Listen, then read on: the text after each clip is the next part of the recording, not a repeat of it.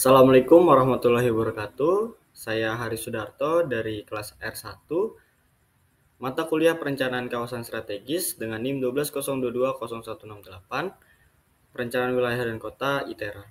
Jadi untuk pembahasan kali ini saya akan mempresentasikan mengenai perencanaan kawasan ekonomi khusus atau KEK kawasan industri dengan studi kasus KEK Galang Batang, Kabupaten Bintan, Kepulauan Riau dengan dosen pengampu yaitu Pak Asirin STMT.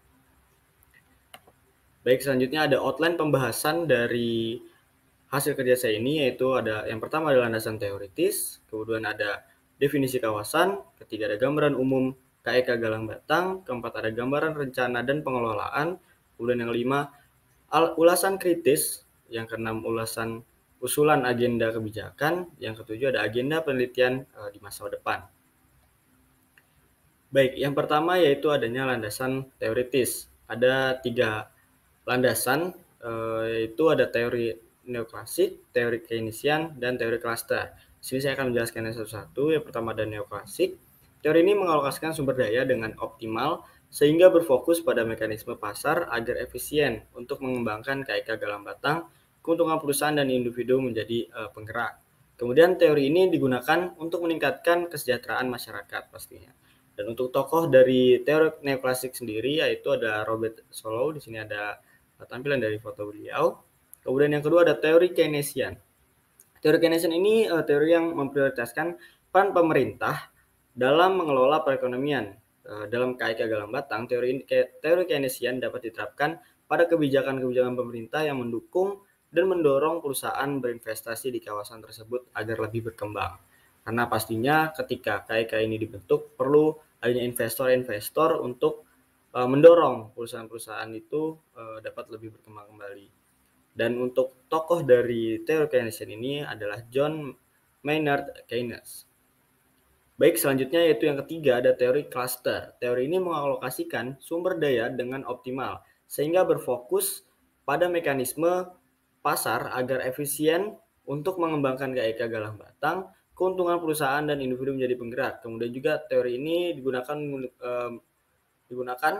untuk kesejahteraan masyarakat pastinya. Seperti itu. Dan untuk dari teori cluster ini adalah Michel Euge Porter. Baik, selanjutnya itu ada definisi kawasan. Definisi kawasan ini terkhususnya di KEK ya, itu adalah kawasan ekonomi khusus adalah kawasan dengan batas tertentu dalam wilayah hukum Negara Kesatuan Republik Indonesia atau NKRI yang ditetapkan untuk menyelenggarakan fungsi perekonomian dan memperoleh fasilitas tertentu. PP nomor 2 tahun 2011. Baik, selanjutnya yaitu apa itu KEK kawasan industri. Jadi ada beberapa perbedaan ataupun spesifikasi dari KEK kawasan industri ini, yaitu kawasan adalah suatu geografis yang ditetapkan oleh pemerintah suatu negara untuk mendorong dan memfasilitasi aktivitas ekonomi terutama dalam sektor industri. Dan zona industri diperuntukkan bagi kegiatan industri yang mengolah bahan mentah, bahan baku, barang setengah jadi dan atau barang jadi, serta agroindustri dengan nilai yang lebih tinggi untuk penggunaannya, termasuk kegiatan rancang bangun dan perekayasaan industri yang produksi untuk ekspor ataupun impor dalam negeri seperti itu. KEK diharapkan juga menciptakan keterkaitan atau linkage yang kuat dan sinergi subsektor baik industri kecil, menengah, dan besar dengan berbagai sektor ekonomi lainnya. Dengan ini, maka KEK dapat menjalankan perannya sebagai sebuah rantai pasok atau supply chain. Baik, selanjutnya ada tujuan KEK yang seperti ada di tampilan. Yang pertama adalah menciptakan pertumbuhan ekonomi. Pertumbuhan ekonomi ini dalam berjalan suatu negara itu sangat penting, makanya ada KEK dan khususnya di kawasan industri ini untuk menunjang dan juga menciptakan lapangan-lapangan pekerjaan baru agar nantinya pertumbuhan ekonomi di Indonesia bisa lebih berjalan lagi. Kemudian ada meningkatkan investasi dan ekspor. Untuk investasi dan ekspor ini, negara kita selalu terus menjalankan hubungan bilateral dengan negara lain dan ketika kita menginginkan adanya investasi terjadi di Indonesia, maka kita perlu ada hal yang ditawarkan. Nah, dengan adanya KEK dari kawasan industri ini sendiri, dengan pengelolaan yang baik, pastinya investor-investor luar akan mau menginvestasikan biayanya ataupun dananya untuk adanya perputaran roda ekonomi di Indonesia, dan ekspor nantinya jadi tonggak utama dari penerapan ataupun output utama dari KEK kawasan industri ini sendiri. Yang ketiga yaitu peningkatan daya saing bangsa. Benar, masih berkesinambungan dengan poin 2. Jadi nantinya akan ada peningkatan daya saing bangsa ketika Indonesia bisa mengekspor baik itu hasil industri ataupun hasil energi yang kita peruntukkan untuk negara lain. Pastinya akan ada persaingan ataupun Indonesia memiliki nilai gitu, daya saing terhadap negara-negara lain dalam menciptakan suatu inovasi di bidang industri ataupun energi seperti itu. Dan yang keempat, yang terakhir yaitu pemerataan pembangunan.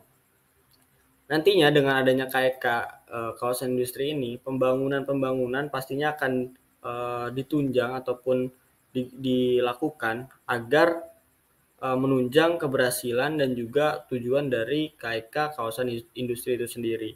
Karena nantinya akan mempermudah juga investor ataupun pihak-pihak eksternal masuk ke Indonesia untuk bersama-sama mengembangkan KEK atau kawasan industri sendiri. Tapi yang utamanya tetap pembangunan ini nantinya akan untuk kemaslahatan dari masyarakat, seperti itu. Baik, kita lanjutkan ke definisi kawasan yang selanjutnya, yaitu kelembagaan KEK KI. Kelembagaan KEK KI ini dimulai dari yang umum.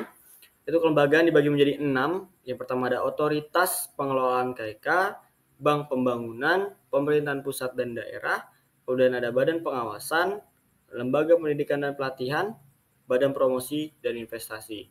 Itu adalah untuk kelembagaan ataupun stakeholder terkait dalam menunjang keberhasilan dari KEK KI ini.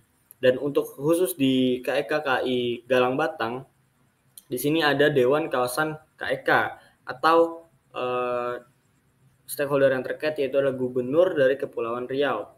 Dibantu dengan Sekretaris Dewan KEK itu dari Bapeda Kabupaten Bintan itu sendiri.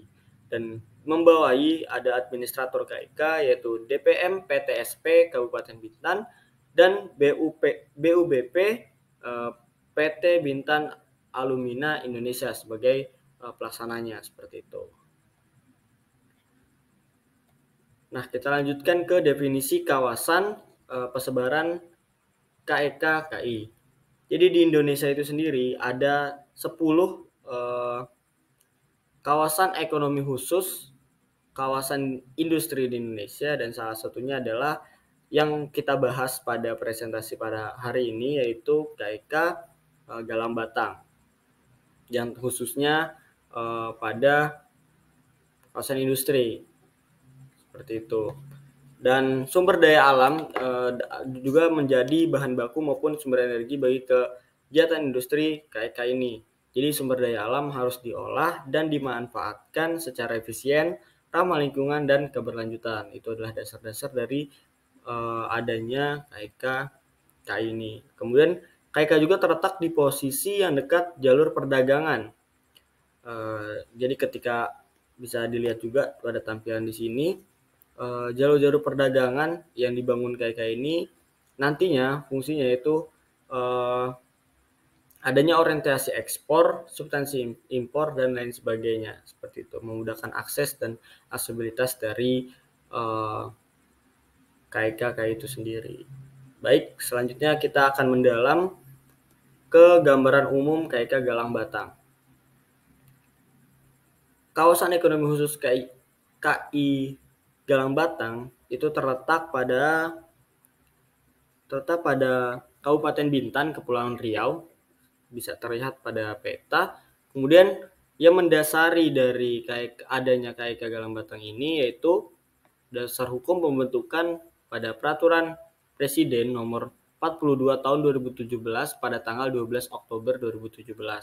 Dan target operasionalnya yang sudah berlangsung dan disahkan langsung oleh Presiden kita Joko Widodo, Bapak Joko Widodo pada 8 Desember 2018.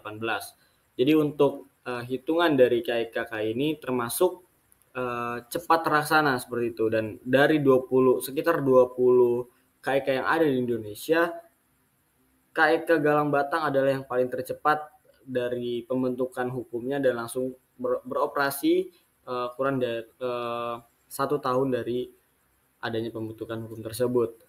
Kegiatan utamanya di sini ada dua, yaitu industri pengolahan bauksit dan juga logistik seperti itu. Jadi bauksit yang ada di Galang Batang ataupun di Kabupaten Bintan ini diolah dengan luas pengembangan sekitar 2.333,6 hektar, dan proyeksi investasi tahun 2027 itu menembus biaya atau dalam rupiah 36,25 triliun seperti itu. Dan penyerapan tenaga kerja tahun 2027 nantinya diproyeksikan sekitar 23.200 orang. Seperti itu. Jadi untuk informasi mengenai KIK Galang Batang juga ini adalah KIK yang salah satu tercepat dalam terlaksananya ketika persiapan itu dimulai. Baik, kita lanjutkan ke gambaran rencana. Di sini yang pertama ada rencana pengembangan KIK Galang Batang di Kabupaten Bintan, Provinsi Kepulauan Riau ini ada 3. Untuk fokus utamanya itu industri pengolahan refinery, kemudian yang kedua ada industri pengolahan smelter, dan yang ketiga ada jasa dermaga serta pelabuhan. Jadi menyambung dengan tujuan dari KIKK ini, yaitu mengenai industri pengolahan, dan khususnya di KIK Galang Batang adalah bauksit, dan ada 2 pengolahan yaitu refinery dan juga smelter.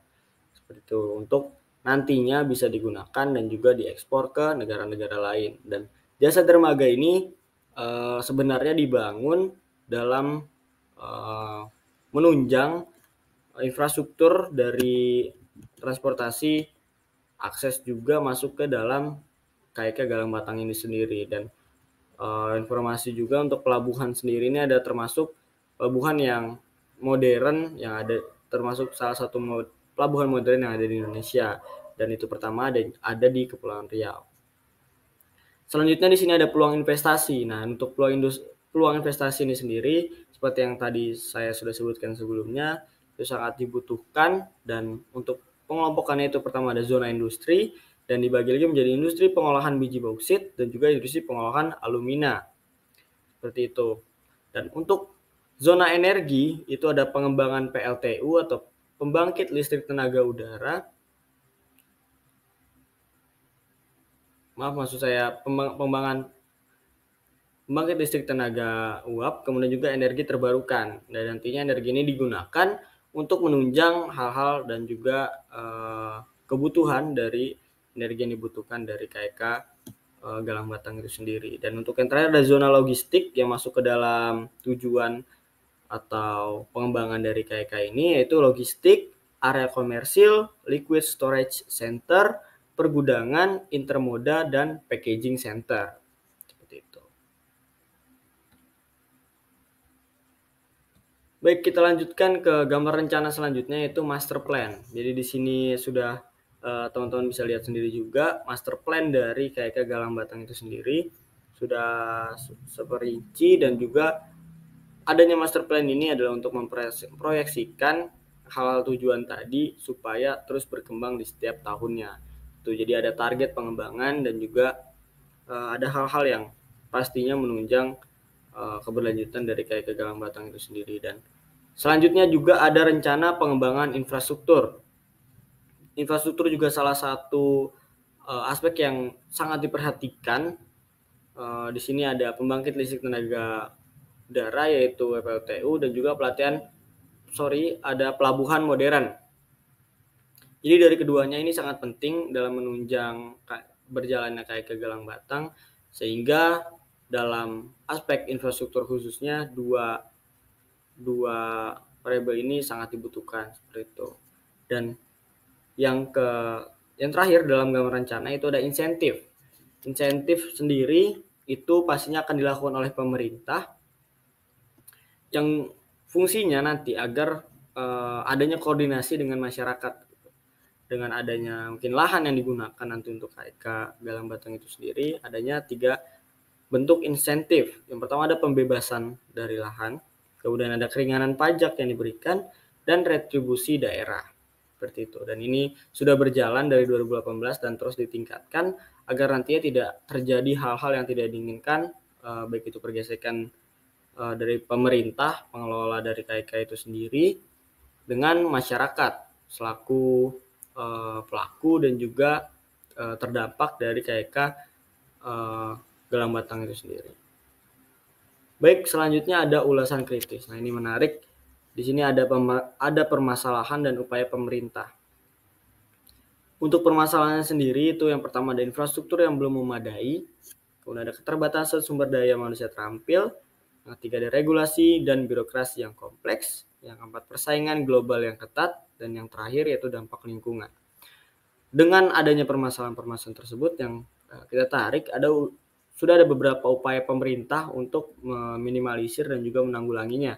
Yaitu ada pengembangan infrastruktur seperti yang tadi disebutkan dengan pembangunan PLTU, kemudian juga ada pelabuhan atau dermaga, kemudian ada kebijakan insentif juga yang sudah dibahas untuk menunjang dan menghindarkan dari hal-hal yang tidak diinginkan atau pergesekan dengan masyarakat, dan ini juga termasuk dalam penanggulangan dari regulasi dan birokrasi yang kompleks tersebut.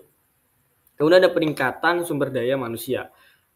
Pastinya ketika pemerintah menetapkan suatu KIK di suatu daerah, tidak hanya tempat ataupun pengembangan dari wilayah tersebut, tapi masyarakat-masyarakatnya itu juga harus diperhatikan dan penting dilakukan, yaitu meningkatkan sumber daya manusia ini agar nantinya pekerja ataupun tenaga-tenaga ahli yang dibutuhkan itu bisa dipenuhi oleh masyarakat dari wilayah tersebut. Seperti itu. Jadi tercipta juga kesejahteraan masyarakat di sana. Tempat pengelolaan lingkungan yang berkelanjutan. Ini juga berdampak pada lingkungan sehingga di kategori ataupun di kawasan industri kita tetap harus memperhatikan dan upaya-upaya pemerintah pengelolaan lingkungan yang berkelanjutan ini tetap dilakukan seperti itu. Dan yang terakhir, peningkatan kerjasama dengan pihak terkait. Ini menunjang ke kelembagaan yang tadi kita sudah bahas pada sebelumnya, kelembagaan-kelembagaan yang berkaitan secara langsung pada KIK Galang Batang ini juga terus ditingkatkan kerjasamanya supaya tidak adanya sengketa ataupun hal-hal yang justru faktor eksternal yang mempengaruhi kinerja ataupun pengembangan dari KIK Galang Batang itu sendiri. Seperti itu untuk ulasan kritis. Dan yang terakhir adanya usulan kebijakan dan agenda masa depan. Ada beberapa usulan-usulan dalam agenda kebijakan yang bisa saya paparkan di sini, yaitu yang pertama ada pembangunan infrastruktur efisien. Pembangunan infrastruktur efisien sangat dibutuhkan karena mungkin termasuk tidak dalam waktu yang lama ketika ini disahkan 2017, lalu sudah dilaksanakan atau berjalankan 2018 gitu. Jadi banyak infrastruktur harus dengan pembangunan yang cepat dan juga memperhatikan efisiensi dari pembangunan tersebut. Kemudian insentif pajak dan fiskal. Balik lagi kepada insentif tadi, kebijakan dalam insentif pajak harus dilakukan agar tidak terjadi hal-hal yang bisa dibilang sensitif gitu mengenai perpajakan itu sendiri, dan juga adanya ketetapan hukum yang jelas seperti itu. Kemudian pelatihan tenaga kerja ini juga termasuk ke dalam usulan ataupun upaya yang sudah dilakukan oleh pemerintah dengan adanya pelatihan tenaga kerja agar SDM di wilayah Kabupaten Bintan ataupun Kepulauan Riau dapat berguna ataupun bermanfaat bagi KIK Galang Batang itu sendiri, dan nanti di akhirnya pasti adanya kesejahteraan masyarakat yang ditimbulkan. Yang keempat yaitu promosi investasi dan kewirausahaan. Seperti tujuan di awal, adanya penarikan ataupun daya jual yang harus kita berikan kepada investor-investor agar nantinya investasi itu bisa dilakukan di KK Galang Batang ini, dan kewirausahaan juga harus dilakukan agar menunjang hal-hal yang bisa dibilang mengarah ke kesejahteraan masyarakat seperti itu. Dan yang terakhir ada liberalisasi pasar. Di sini yang dimaksud adalah liberalisasi dalam negosiasinya ekspor kemudian impor di hasil dari kawasan industri ini sendiri, seperti itu. Baik, yang terakhir ada agenda penelitian masa depan, evaluasi kebijakan investasi dan insentif. Indonesia masih dalam proses menentukan kebijakan-kebijakan yang sesuai dengan investasi dan insentif seperti itu. Jadi perlu adanya evaluasi yang terus berlanjut dilakukan. Baik, selanjutnya ada studi keterkaitan sektor industri. Studi atau istilahnya materi-materi mengenai sektor industri juga perlu ditingkatkan kembali karena apabila pengetahuan yang dipunya oleh SDM Indonesia, maka nantinya bisa hanya Indonesia menjadi pekerja kasar seperti itu, dan tenaga-tenaga ahli dapat dari asing seperti itu yang dihindarkan. Kemudian ada analisis dampak lingkungan dan ekonomi, ini juga perlu dilakukan karena tadi juga upaya dalam menanggulangi dampak lingkungan ini sangat diperlukan untuk keberlanjutan bumi yang lebih hijau ke depannya, khususnya di Indonesia dan kawasan Kepulauan Riau itu sendiri. Kemudian ada penelitian dan inovasi dan teknologi. Inovasi dan teknologi tentunya perlu terus dilakukan agar industri yang kita punya atau kita lakukan di Indonesia tidak tertinggal dari industri-industri di negara-negara lain seperti itu. Dan studi kesiapan infrastruktur ini juga satu faktor yang penting selain pembangunan, tapi pun perlu ada kesiapan yang memproyeksikan hal-hal yang bisa dibilang kita menanggulanginya sebelum terjadi permasalahan di kawasan ataupun di bidang industri itu sendiri.